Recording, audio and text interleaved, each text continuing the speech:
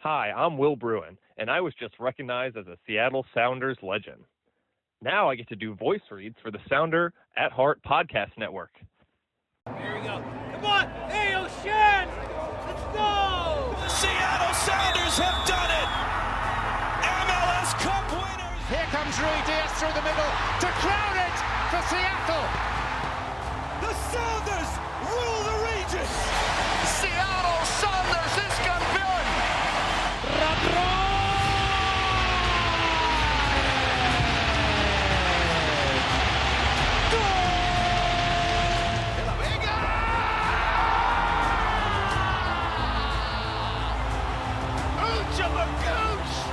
All creatures great and small!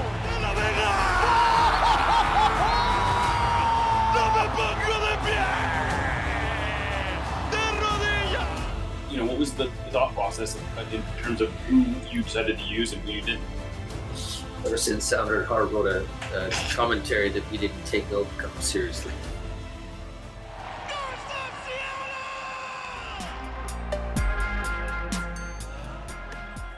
This episode of Nos Arietes is sponsored by Full Pull Wines, a Seattle-based wine retailer and proud sponsor of Nos Arietes since 2011. Full Pull was founded in 2009, is based in Seattle, and is owned and operated by longtime Sounders supporters.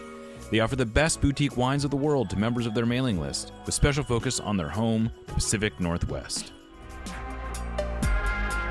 So I was in Vegas, and I proposed to her at the top of the Eiffel Tower at the Paris Hotel. Did you really? Yeah. This doesn't sound very... This is not my idea of Jeremiah Oshan proposing to his... How do you think what would be your... How would you guess I would have proposed? God, I don't know, like, just... Writing an article? Yeah, like... A love letter? Yeah, a love letter, maybe. Yeah. I could see that. No. I proposed to her at the... we were in Vegas for Super Bowl weekend. Oh. For the I think the Patriots Panthers maybe Super Bowl. Wow. Okay. So like 2004. Is that Cam Newton? So she's a sports fan as well.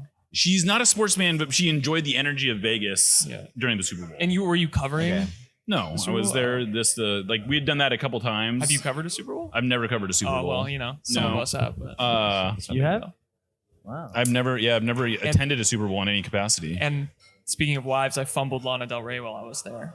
You did. She asked for my Instagram, and I was low key in a place I was not supposed to be in, and there was security coming towards me, and I was like, I can't, I gotta go. But there is a photo of me with Lana Del Rey, and so. she's pretty serious with somebody else now. I know. Yeah, like a normal guy. Yeah, it was right before the normal guy. Yeah. The guy is like so you could have been the normal guy. I could have been the normal guy. That's a pretty classic bag fumble. Yeah, exactly. Yeah, this is a great cold open. Yeah, and so we went up to the top of the Eiffel Tower. I got down on one knee, and I proposed to her, and then there was the only other person up there was someone that was working, and so she took a picture of us, and I don't even know what happened. I haven't even seen this picture yet because this is like pre-digital camera days. That's not that long ago. It was 2004. But I don't know. Wait, and this is when you had the faux goatee that you're talking about? Yeah. And you proposed at the faux Eiffel Tower? Exactly. Full Eiffel Tower faux goatee. Exactly. Half shaved back head. Exactly. No, I did have a normal haircut by then, but I'd still probably had like the chin she goatee. Must really thing. Love you. I think she must, right? She must.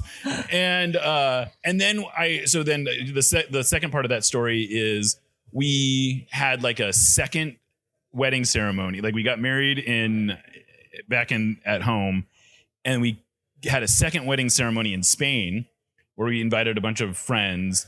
And on that same trip, we stopped in France and we went to the Eiffel Tower. And I kind of did I did it again. Yeah. Okay, nice. And it was raining with a real goatee. With a real goatee. We ran it back. Exactly. Yeah. So, we're here with Paul Rothrock in Marbella, beautiful, sunny Marbella. Nice. We've had quite the show of weather over here since we've been here. We brought Seattle over here. Have you had a single nice day? We've had one. We've had 1 half day of sun. One half day. Was it a rip your shirt off and run in the water day, or was it basically you could just be outside? No, day? it was a brief mate drinking stint with Pedro on the patio in the sun. That's as good as it got. That's as good as it got. But it's been a good trip for other reasons. Would you rather? I still got to think it's nice to get outside to see, even if it's not the weather you wanted. It's still nice to get out and change the.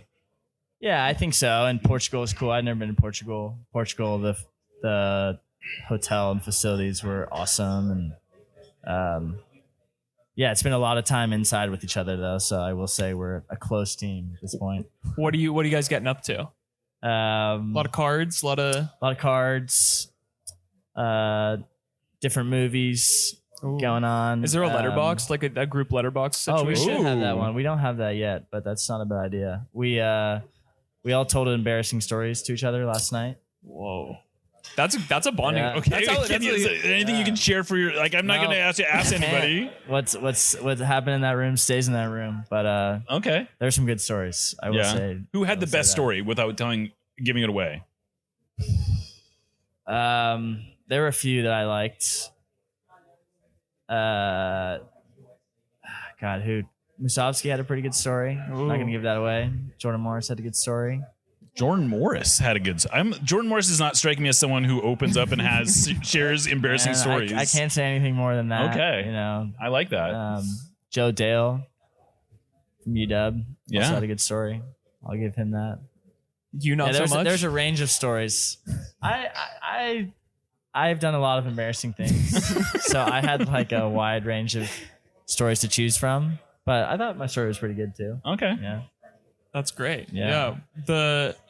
I don't know what I was expecting, but definitely not sharing that stuff. But that's like good bonding. That's Steve Lenhart's work. We've been doing a couple things like that. The chief vibe officer. Chief vibe officer. Exactly. Yeah. All right. So how familiar were you with Lenhart's work before?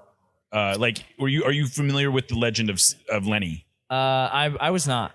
You were not. I were not. Was this like you met him and he was just a guy, and then you've assuming learned all about his antics? I've got to know the legend as I've gotten to know him. But prior to that, I didn't know much about Steve Lenhart. Were you surprised to learn that he was maybe the ultimate MLS heel?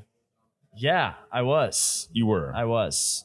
It makes more sense as I'm getting to know him. Okay. But yeah, didn't know that. I didn't know Sounders fans really disliked him either. Yeah, it got a big reaction. People spotted him on the field and were like, that can't be Steve They were Lenhart. like, there's no way this guy's wearing a Sounders uniform right now. Like, this is. And then you were getting reached out to. You were looking into sources as what was happening. It was a scandal almost. Yeah. Brad Evans. So the funny thing about that is that even when they were playing, Brad Evans knew him from their days in Columbus, and he would always vouch for him. He's like, no, I swear to God, everyone hates him, and he's the worst on the field, but he is like everyone's best. Like everyone loves him off the field. He's the nicest guy. Everyone gets along with him, and it's like, well, but this is, how do you explain this? And it's like, I don't know. It's not that's his thing. Yeah. That's impressive. But you got a little bit of that in you, don't you think? Maybe not to the same degree. I would agree. I'm a bit of a twerp on the field sometimes, and I bring the fire occasionally. And when do you know you've got to somebody? Man, that's a good question. I don't think I'm really ever intentionally trying to get to somebody. Okay. I don't think I play it like that. You play it. You're doing it for yourself. Like you're just getting yourself like fired up. Yeah, I'm getting myself fired up. It's usually, I don't know. I like to stick behind my guys too. If like, I like being the,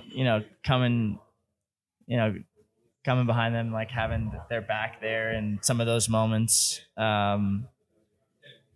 I don't know. When I watch myself back, sometimes I'm like, man, who is that guy? Like that's it's a side of myself I haven't seen before. But I just think that games sometimes bring that out in you. It's a good place to have that happen rather than like being that in your regular life. You can kind of just be like, oh shit, that's whoa. That's where you get it out. Yeah, does your sister ever call you and be like, I don't know if I like that? They anytime I get into something like that, they love it. They love it. Yeah. Okay. They are like, oh, like, what's he gonna do here? And yeah. So, but yeah, that's definitely like getting thrown in the family group chat post game. Whatever that moment is, or yeah. I am interested to hear about the family group chat's reaction to kind of your rise in the Sounders fan base. Like, you have become, I feel like, almost more than a man to a lot of people. Like, you're getting fan edits made. You're getting like everything. Yeah. Do those show up in the family group chat? Sometimes. I mean, my they're like, let me embarrass you really quick. Yeah. Let me send this. Yeah, Like, it's mainly from my twin sister. My twin sister's like the troll of the family. Okay. And the troll, my own personal troll. So I'm usually getting it from her. And you guys are where in the hierarchy of the we're the siblings? 2 youngest. So we're known as Rothrock 2.0 in the family. Okay. And then my 3 older sisters were Rothrock 1.0. Mm. And they all grew up in the UK. And then my parents moved over here in 1998 and then had us in 1999. So that's like there's like a clear delineation between the 2 groups. Well, yeah, there's like an 8-year gap. And then, Okay. The 3 older sisters and but yeah, we're the 2 youngest. Okay. Yeah, I would say I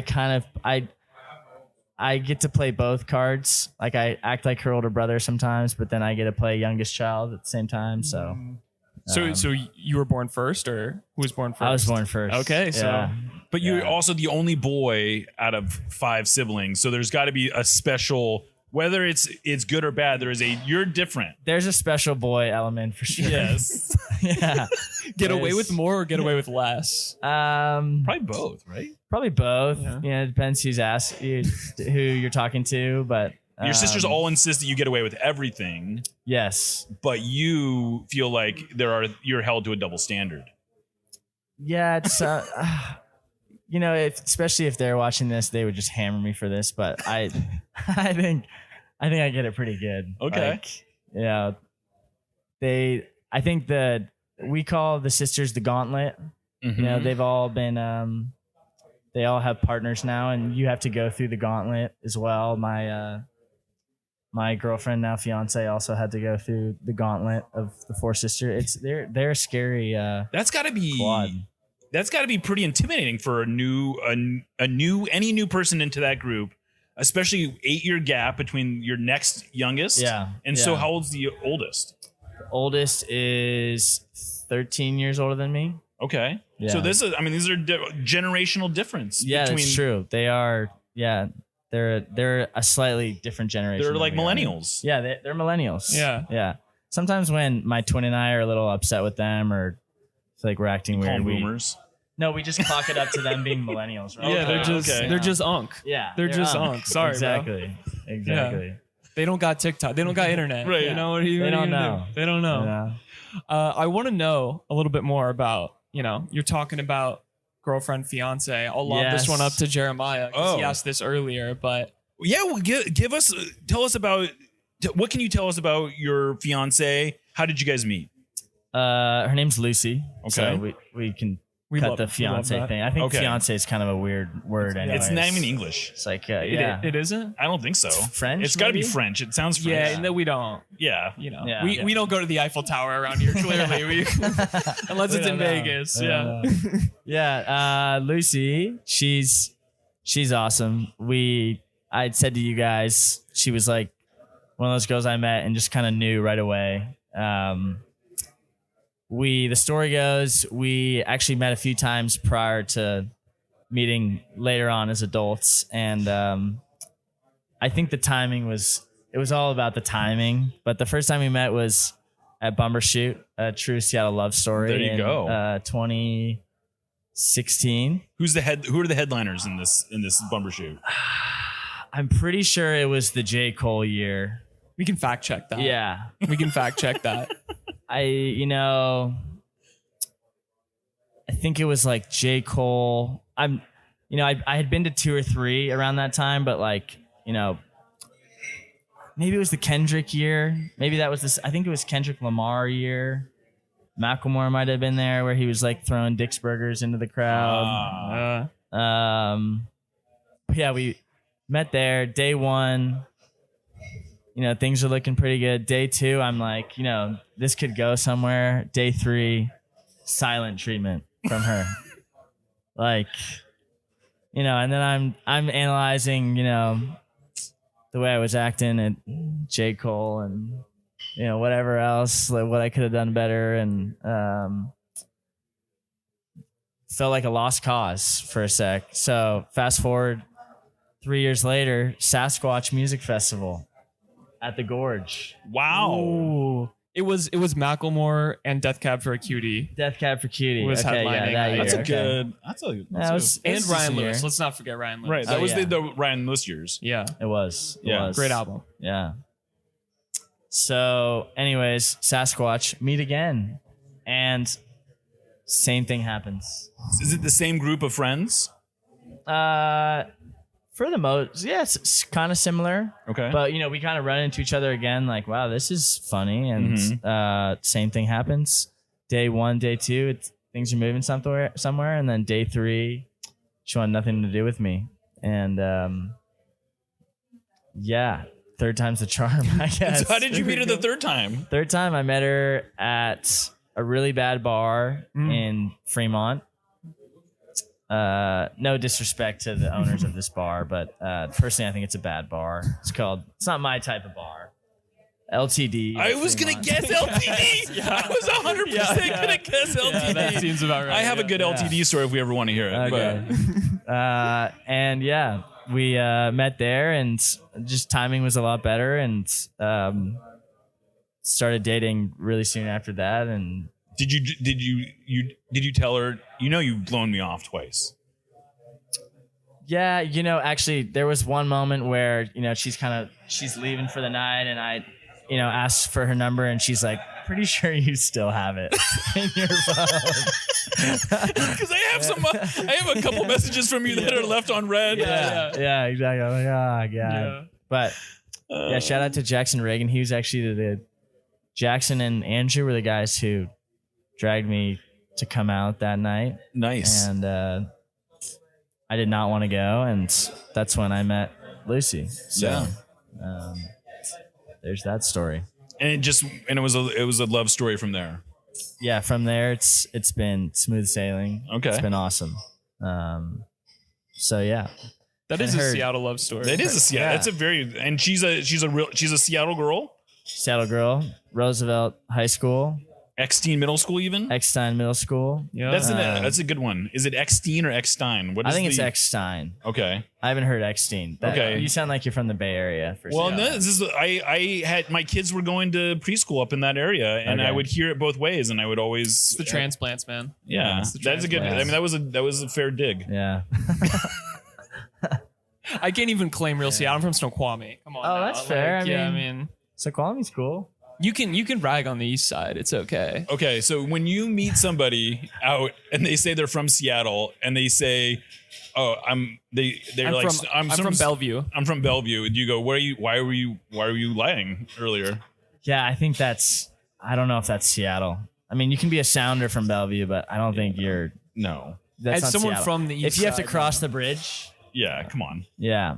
It used to be like the sticks out there too. Like now it's super Yeah. suburban and whatever, but like, This is divisive Yeah. content Back we're in getting into. Redmond, man, Redmond's changed a lot. dude, it's crazy. It's like You're gonna be able to ride the light rail to Renton, or not to Redmond. Yeah, Yeah, pretty soon. Yeah. too. Yeah, like next month. Yeah. yeah. Pretty cool. Listen, I'm excited. We're gonna I'm a moonlight train Urban's- guy. Like Me I like too. the train. It's Me too. sick. Me too. I want more train. More Like, train. More train. Where would you, if you could pick anywhere right now for the light rail to extend, like if you could just snap your fingers, where are you yeah. putting track down? Oh, I have lots of thoughts on this. Oh, actually. let's go. Oh, good. I wish they had put the light rail on Aurora There we Yes. because go. That is the correct answer. right now it's still a commuter rail. It was designed Yes. as a commuter rail and not as a this is real urbanist content. and not a A metro. Yeah, absolutely. And I think if they had done it on Aurora, where they're like are already established neighborhoods, would have really grown Aurora more. It would have helped clean up Aurora too in some places. I think Aurora would be great. Like we need some east-west going further west towards like Ballard and whatnot as well. It's impossible to get to Ballard without driving there. Like the bus, if you had because I live on the hill. I live by volunteer. Okay. And it's like I'm taking an hour bus ride. I don't want to pay $50 for an Uber. If there was a light rail that essentially mimicked the 44 bus, that would be that'd be huge. That'd be ideal. Yeah. I also think, another thought that Lisa and I have a lot. There should be much more water taxi situations. Ooh. Much more. Yes. You should be able to go from Capitol Hill to Queen Anne. I like that. Yes. Or South Lake Union to Ballard on a little water taxi. I agree. So are you interested in running for like Sound Transit Board? Like is that the future? Like Katie Wilson, does Katie Wilson need to reach out to you and get you on as shout out Katie Wilson. She came up on our pod. Oh really? Yeah. Twice. Cool. She came on Lobbing Scorchers twice. Yeah. It's because she's smart. Yeah. Yes. She understood. How to reach the people. And one of those times was when she was just a lowly. She was polling 0%. She was a nobody in the early stages of her candidacy. She wasn't a nobody, to be fair. She was still a community organizer, doing really good. Yeah, but she was not considered a serious contender. I think it's so cool what she did with her campaign with the are they called campaign dollars? The vouchers. The vouchers. Yeah. It's so impressive to me that Just she raised like 400,000 or something off of. Oh, I didn't know that. That's cool. Yeah, she maxed out the amount you can. You can go door to door and get people to. Yeah. Basically commit. I think it's $100. Yeah, it's $100. And she did. She found 40,000 people to do that. I met her at the Capitol Hill Farmers Market. She was there with her 4, daughter. That's bad math. She was there with her daughter, signing people up. Oh, really? She was there every Sunday. She was everywhere. I see her all the time. She's like lives up there too, and it's like she was grinding it out. Like, real Seattleite. She did. She grinded it from out. New York. Real Seattleite from New York. But that's what a real Seattleite is these days. That's true. Is a transplant. Like I don't claim to be from Seattle, but I definitely feel kinship with Seattle. Because at this point I've been there for 15 plus years, so it's like both my kids are born in Seattle, so I think that gives me some bona fides. But it does. I compared to most people that I meet, I've been in Seattle longer than them, so it's What other Seattle changes do you want to see? Oh yeah, I feel like you have a platform as like a Seattle voice now. This is putting you in the hot seat now. Like water taxis, trains, East-West trains, Aurora train. Yeah. I think a great part of Seattle is the parks, and I just hope they continue to maintain the parks as they have.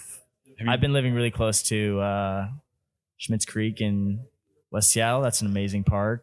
But all those Olmsted design parks are awesome. Look at this guy. And Olmsteds are cool group of people. I'm a big. If I wasn't a soccer player, I'd be a city park designer. There you go. Yeah. You could definitely get into that after. Yeah, but who knows? We'll see. What do you think of the waterfront? The new waterfront? I like it. There's a selfish part of me that really liked that drive. Oh yeah, so it was the best view. Yeah, it was home from the view. airport, at sunset and whatnot. Of course. But what they've done is pretty cool. I don't know. Seattle's changed a lot. South Lake Union's like a whole new place now. Oh, yeah. I'm not. It feels a little weird being down there. It feels like you're in like a architect's rendering of a place. It's not real. It is not. There's never anyone walking around. There's never anyone walking around. The restaurants are oddly have the weirdest hours. Yeah. It is odd. Yeah. It's too sanitary. I like a little grunge. I did too. Yeah, I think if I were really to talk about the changes I want in Seattle, I might start getting in trouble. So I'm gonna be careful. Yeah. Okay. Yeah. We'll keep you on track here. Thank you for listening to the Sounder at Heart Podcast Network. which now includes Nos Arietes, Lobbing, Scorchers, and the Cooler Guild. Although this podcast is free, it's only made possible through our paid subscribers. Plans start as low as $30 a year and allow us to remain independent and mostly ad-free. Subscribers get access to all our written and podcast content, including a full-text RSS feed and a mostly ad-free podcast feed that includes every show in one spot. If you really like what we're doing, though, I'd encourage you to sign up at our higher tiers, which include all sorts of various perks. The most popular of those is our members-only Discord, where the real Sounders sickos hang out. I know I've called this group the smartest, funniest, and best-informed Sounders fans in the world, but it's more than the rough equivalent of a Sounders Mensa meeting. Discord is where we make things happen, like for real. You know the promotion the Sounders ran that offered fans the opportunity to trade in their Messi jersey for a Paul Rothrock one? That originated in our community. You'll not only be the first to know about stuff, but you also have a semi-direct line to the movers and shakers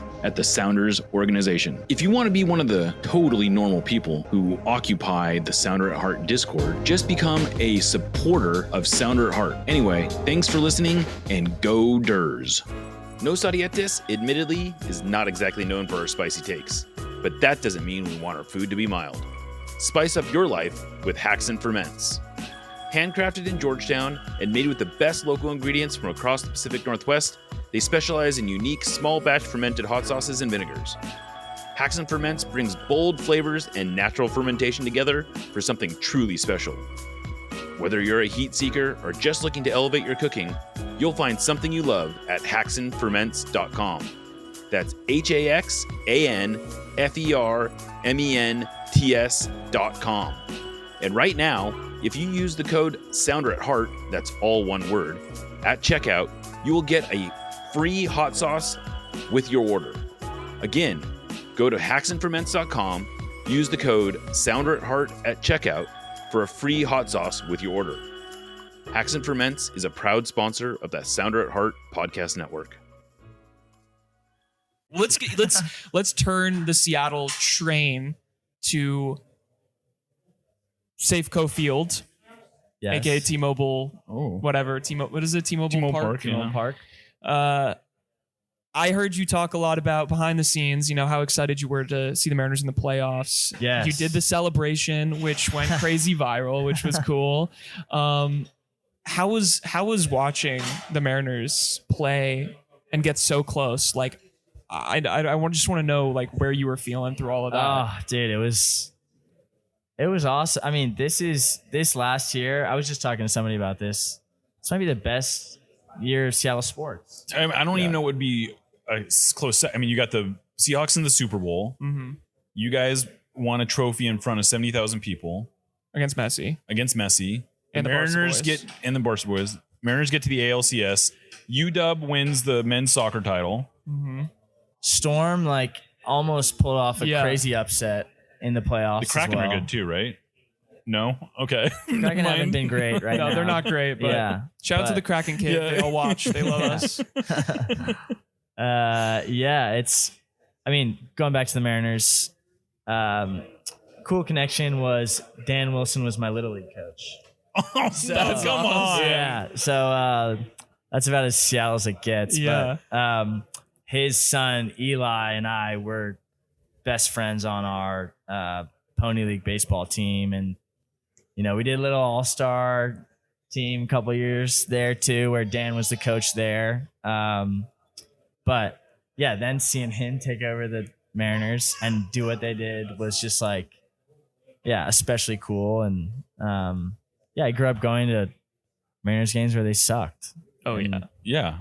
You could get tickets for $6 in the bleachers, and it wasn't even that fun to go to them. But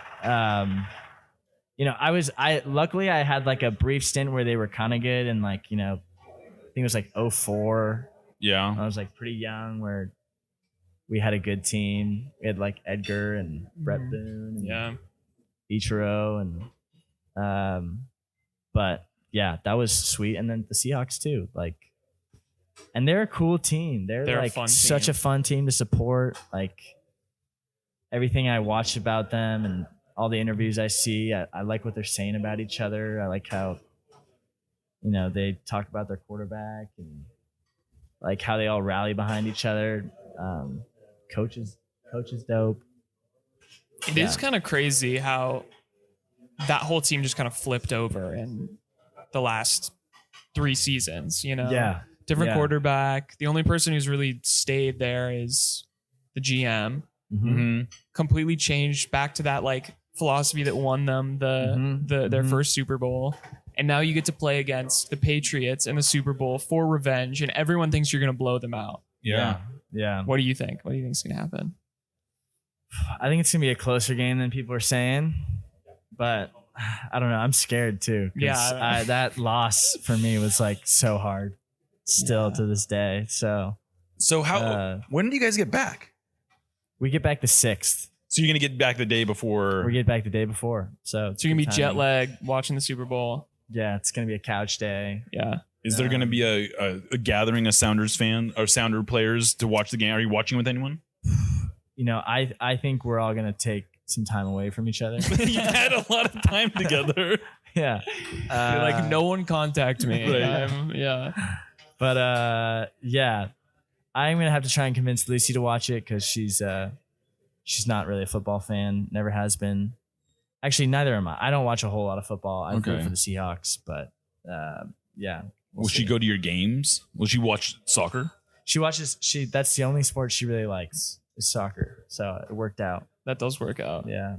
All right. Not to bring it too much back to this, but when you meet her, she knows who you are because you've met her. Yeah. But does she know? Like, how aware is she of your job, your profession?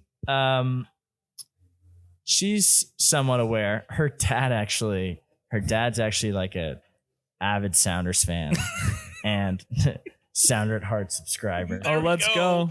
There we go.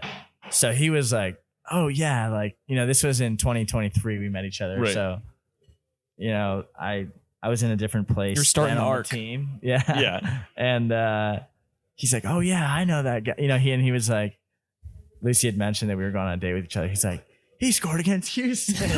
You know?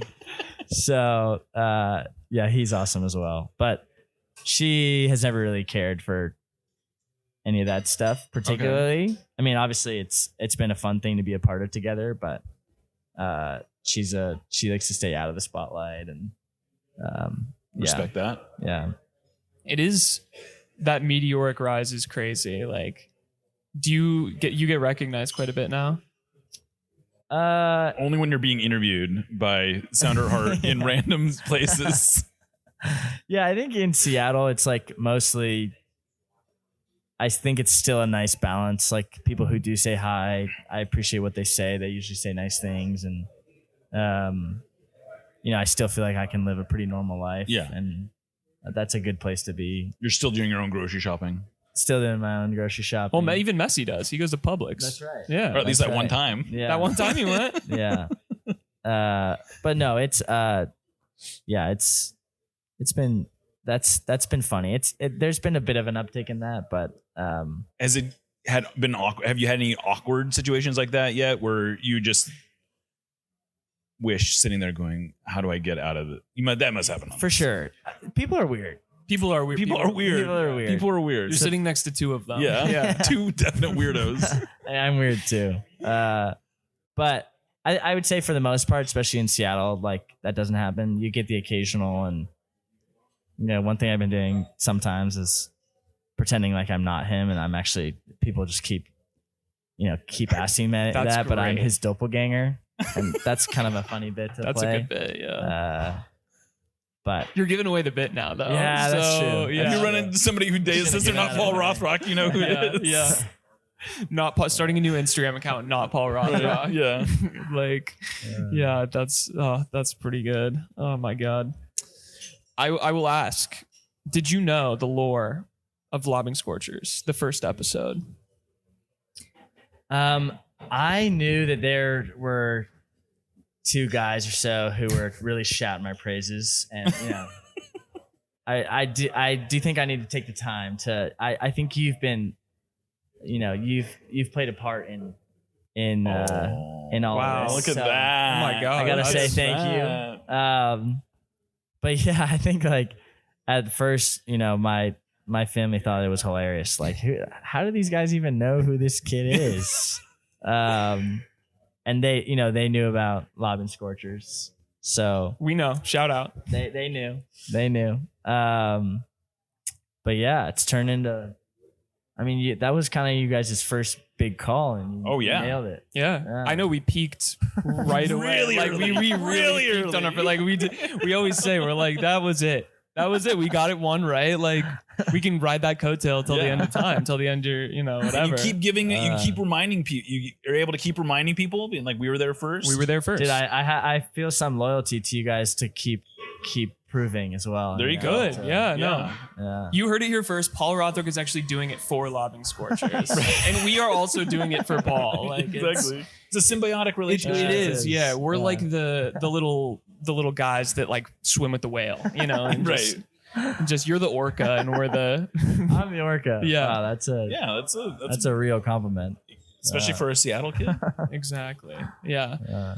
Anything you want to share? What have you been thinking about? Like, if you had to start a podcast right now, like, what would you be cooking on? There we go. That's a good question. Urbanist podcast. Obviously. What have I been thinking? I mean, I think it's a crazy time right now. I've been thinking a lot about just, how trivial what we're doing is compared to what's going on in the rest of the world. I think it's a really scary time. And, there's a lot of crooks out there that are, making big decisions that have big implications for a lot of people. And, even in Seattle, it's like this strange moment that we're in. Everything that's happening with ice right now is scary. So I hope people are. I was gonna say, and there's gonna be a lot more attention. I mean, as the World Cup gets closer, none of this is seemingly cooling down. No, and it's. I think it's gonna be a really strange culmination of events. I think I've been asked a couple times about excitement towards the World Cup, and I'm excited, but I'm scared and anxious about what that's even gonna look like. If people are even gonna show up, and I don't know. I don't even know what it's gonna look like here in 6 months. Like it's gonna be. Sorry, not Marbella, Spain. Seattle. It's the Seattle weather. It's tricking you. You look outside. Yeah. But I want to bring that up too because I haven't been able to talk about that yet, and we've just been soccer. But there's, a lot of people are scared right now, and I want to recognize that. And it's like, it's a weird moment. And not to get too deep into this, but is that a conversation among the players? I mean, because this is stuff that is very real for a lot of these players. It's not just a theoretical thing. It's something that if they're not literally dealing with themselves, they probably have family members who are. Yeah, for sure. We talk about it. I mean, I think the crossroad between sports and politics is always a little tricky with people. It's some people want to cross that road and others don't. And you saw with even Weah's comments on the World Cup and what the coach had to think about that. And but we talk about it definitely, and there's a few who are more inclined to, and but I mean, even the stuff that was happening in Minnesota last week and 2 weeks ago, that was kind of a heavy week. We learned of Steph's mother passing away, and then we're watching some crazy stuff happen in the news, and those were moments that we shared together in Portugal too. So it's I don't know what else to say there. Yeah, it's hard to be, I'm sure, like at one point feeling connected to it, but also being busy and feeling disconnected in a way of like, I'm sure it's hard as a public figure, but also a sports player. And so, where does my voice fit into all of this? Like finding that for sure. And you want to be, you want to feel like what you're saying is authentic, and not just noise. If you are putting your voice behind something, it's something that you're well researched in and something you really believe in, and and also how to play that with being part of a big organization. Yeah, team dynamics are different. Not everyone is from the same places. Totally agrees with the same things. Totally. Yeah. yeah, and you're not just representing yourself, but you're representing the Sounders, and so yeah, those are things I've talked about with my family too, of like how to be intentional about that, you know. Yeah. And do you, I don't know, does that something where you're on a team here where you have almost everyone has been here for multiple years? Mm-hmm. Does that make it easier, or does that make it harder to have those internal conversations, you think? That's a good question. I think both and. I think there are dynamics in a group that has been together for a while that are easy to then continually play into, which I think we can fall victim to sometimes. And at the same time, you are already starting at a good base level, and so you can go deeper sometimes. And, you know, credit to like exercises like we did with Steve last night. Like those are things that like take things maybe a step further. And I always feel like sharing food together is a great way to get to know people a bit better, and we've done a lot of that on this trip. It's like, yeah, I don't know the math on that, but it's calories 3 meals in. a day. Calories in. Yeah. But yeah, like I do feel like I know a lot of guys much better this trip. You know, I roomed with Pedro this trip, and we got to talk about a lot of things that, you know, in the everyday running of, you know, being an athlete and our day to day, you don't get to talk about it. And one of them being, you know, us being good friends, but being in competition with each other. Right. And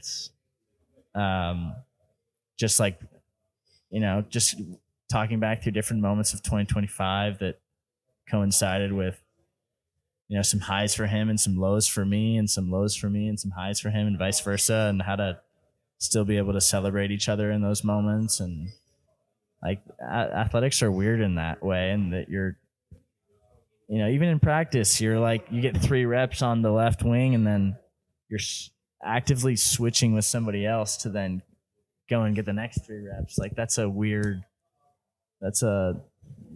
thing that you're navigating. Like you're battling them, but also you need to have good rapport, and you're battling them and you're friends, and you have good rapport, and you also are competing with each other, and you're making each other better. Yeah. And, you know, Do you guys bond over, because he comes from a family of a lot of girls also, right? I actually think he has 2 brothers and a sister. Oh, okay. But big family as well. Big family. Yeah, I think we have a lot of similarities, obviously different backgrounds and whatnot, but yeah, he's an awesome dude, and but he's becoming a good friend of mine, so that's been cool. And his English seems to be getting pretty good, right? Yeah, really good. Yeah, and I think that also helps our friendship, right? As we can communicate with each other better, and so shout out to him for. I'm still working on my Spanish is conversational, but. Okay. We mostly talk in English. I'm trying to get it to more 50-50. So, yeah.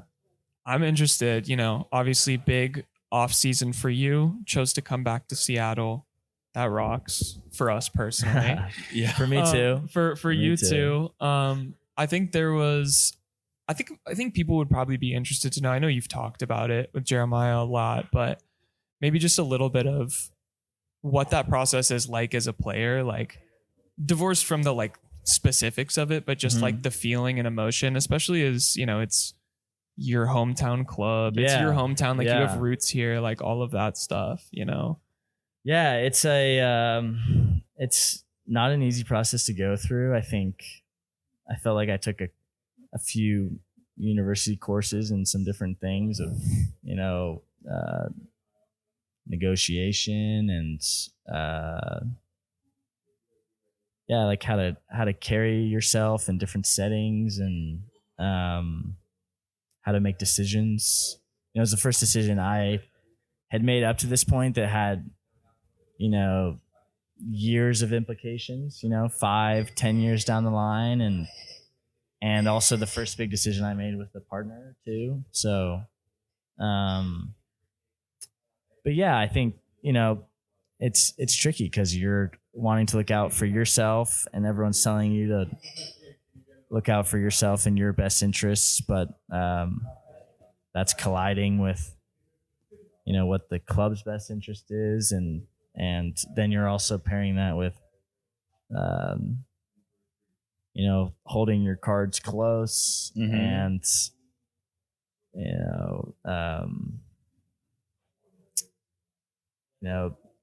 really understanding who are the people that you want to tell information to and who you can trust, and not that guy. He'll report it. Exactly. Not that guy. And then getting to the moment of, like, I never thought I was going to enter free agency either. So getting to that place was a surprise, but also like really glad that I went through it, because I was able to, really know what I was giving up to stay, and really know, like, also validate my own opinion of myself within the international and the domestic market. But yeah, it's like, you're thinking about your career that's really short and has, implications for the rest of your life in terms of how you play it. And, you're also thinking about the ramifications for the other people in your life, like my family and my partner. And so all of that played into it, and I'm really happy with what I chose. Took a lot of time to get there, but it was I'm glad to be on the other side of it too. I have to imagine there is some, I don't know, maybe I'm wrong, but I would imagine there's on some level some sort of like union solidarity as well, where you don't want to sell yourself too short just for, like, it's not the biggest implications, but every free agent that goes into free agency, there is some, Definitely. Domino effect of how it impacts what the next guy is going to look for. And you have, and like, there's got to be some pressure to, even if you want to return, to go through an honest process. Yeah. And for the next the next hometown kid as well, right, who's going through a similar process. Like, I'm thinking about that too, of like, what does this mean for the next guy like me going forward? Right. And definitely. I have one more if you have more, but I want to know, in my view of your career thus far up until this moment, there was this kind of culminating point and this kind of like perfect story, to end the chapter and move to the next chapter, which was you score that final goal in Leagues Cup, right after Brian says the famous quote and all of that. But, I was looking back, I'm thinking about when we talked to you about being in Toronto, and you're like, I didn't know if I was going to play soccer again. Leaving that, joining Defiance, being like, I will do anything I can to work my way up. You make it happen in the Open Cup, get your minutes in the team. And then now, it's this like culminating moment. I don't know, your celebration in that moment made it feel and look like you realized what that symbolized in the grand scheme of I get things. Shivers thinking about that moment, because it was a special moment. I mean, that final was so cool. We were talking about this the other day with some of the guys, like, there will never be anything like that game again. We will win more championships here, but it'll be a different feeling. Absolutely.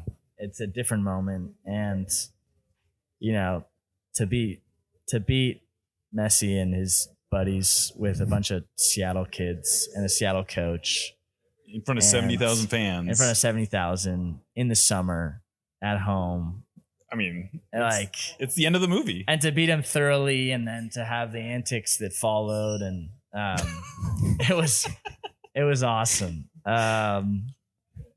And definitely a career highlight.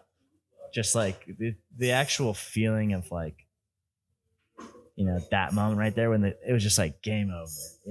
It did feel awesome. And yet it's the part of the sport that's hard too, is like, now you're on to the next thing. Yeah. And it's like striving for the next moment of things, and there's going to be peaks and valleys in between now and then. And I don't know what that looks like. had I ever imagined that was going to happen? No. I'm sure when you were freezing your butt off in Toronto, you were like, and Bob Bradley is apparently telling you, I don't think you're cut out for this league. Yeah. Well, that quote has been misinterpreted a little bit, that Bob Bradley thing. I was a little bummed. That was the first time I heard the quote. Yeah. He actually was, he was like, that was like so what I needed. And he was just really honest with me, which I think I wasn't expecting. I had typically gotten, the spiel of, it's not you. We got some other stuff going on that we still have to figure out. And he was just like, "You're not ready. You're not ready yet." And I wasn't.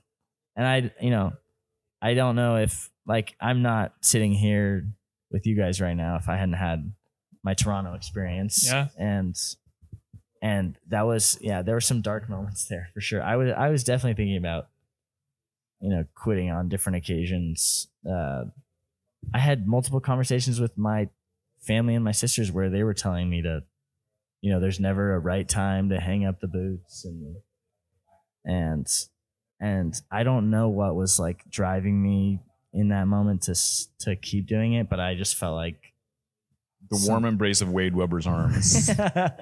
Something like that. It just felt like it felt like this was not how it was supposed to go, and it's not going to end like this. And the gut feeling. Yeah, my gut was not telling me to stop. Yeah, I think you told me when I last talked to you in depth about this stuff was you moved home and you're like, I'm just going to try and figure it out one more time. Yeah, I'm going to give it one more shot. Yeah. And even in those moments, I had said as an academy kid, I'm never going to play for Tacoma. Because I was a kid who was 17 who, got called up to a few games and played there and, saw the locker room at Starfire and was like, I'm never doing this. And then never say never. I was on Tacoma as a 24-year-old, living in my parents' basement. So sometimes humbling things are what keep us. I mean, being humbled like that sometimes is what we need, right? Yeah. The good headline, if I was going to title the YouTube video, it would be "From Parents' Basement to Dethroning Messi." I'm just saying, I give you your memoir title. Yeah, exactly. Right there. There you go. That's his memoir. I like it. But then they won the MLS championship, so we have to dethrone that. I like that. I think it's possible. Hey. I do too. I like our team. Yeah. What do you like about your team this year? I think we're even more deep than we were last year, which is crazy. Which is crazy and great. I think we have a lot to build on this year. Last year we played the first 14 games or something in a 5-back. Right. Yeah. And now I think a lot of the concepts that we were like really working on through the summer, we're just building on, which is great. I think the group is looking at, we have our eyes on the supporter shield, which I don't think we were talking about in the same way last year. So I think there's like ambition to the group and and it's going to be an interesting season. I think it's going to be it's going to be a hard season and the resilient teams are going to shine this year because that middle summer break's really weird. The away games and the home games combination. Longest road trip in team history. Yeah. And the road trip last year was really good for us. That big road stretch that we had, we ended up kind of turning around on the backside. Same with 2024 as well. Some of our long road trip stretches following that were like kind of a closer team. And so. Yeah. Well, that seems like a good place. Yeah. Yeah. Paul, you've been wonderful with your time. Thanks, guys. This is where we would say shill whatever you what do you got want when you got to shill. You got a crypto coin to no crypto. Hey, cut the cameras. No, I got nothing. You got to just go enjoy this beautiful stormy day, which is barely. Yesterday was not bad. I got to tell you, I got into town and I was like, no, I love this. Today I woke up and I was like, oh, this isn't too bad. And then I went out inside and I'm like, no, this is actually not fun. Yeah. No, this is Seattle's got this beat right now. Oh yeah. So For sure. No, thanks, guys. And thanks for being here. And Yeah. Thanks for see being the on. rest of you back home. Yeah. All right. Bye.